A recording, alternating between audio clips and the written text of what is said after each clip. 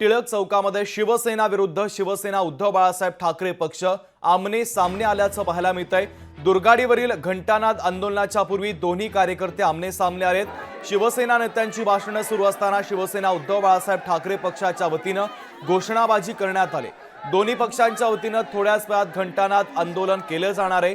दुर्गाडी किल्ला परिसरामध्ये मोठा पोलीस बंदोबस्त सध्या तैनात ठेवण्यात आला आहे। दुर्गाडी किल्ला परिसरामध्ये दरवर्षी शिवसेना हे आंदोलन करत असते आणि या निमित्ताने आता शिवसेना आणि शिवसेना उद्धव बाळासाहेब ठाकरे हे दोन्ही पक्ष आमने सामने ठाकल्याचं चित्र सध्या टिळक चौकात पाहायला मिळतं। दुर्गाडीवरील घंटानाद आंदोलनाच्या पूर्वी दोन्ही बाजूचे कार्यकर्ते आमने सामने आले। शिवसेनेच्या नेत्यांची भाषणे सुरू असताना शिवसेना उद्धव बाळासाहेब ठाकरे पक्षाने जोरदार घोषणाबाजी देखील केलेली आहे। दोन्ही पक्षांच्या वतीने थोड्याच वेळात या ठिकाणी घंटानाद केलं जाईल। दुर्गाडी किल्ला परिसरामध्ये सध्या पोलिसांचा तगडा बंदोबस्त ठेवण्यात आलेला आहे। अशोक कांबळे आपले प्रतिनिधी त्या ठिकाणी उपस्थित आहेत, त्यांच्याकडून अधिकची अपडेट घेऊयात। अशोक, टिळक चौकात शिवसेना आणि शिवसेना उद्धव बाळासाहेब ठाकरे पक्षाचे कार्यकर्ते आमने सामने आलेत।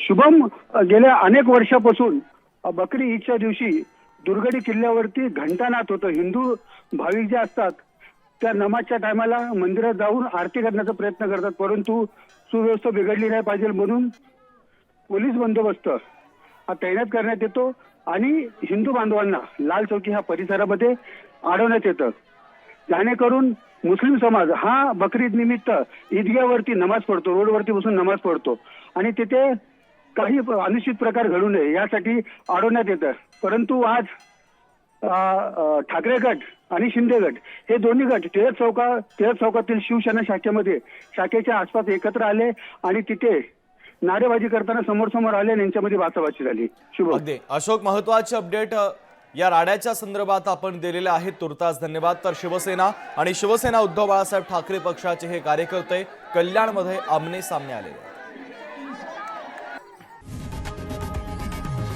लोकशाही मराठी ऐका, पहा, जागरूक रहा।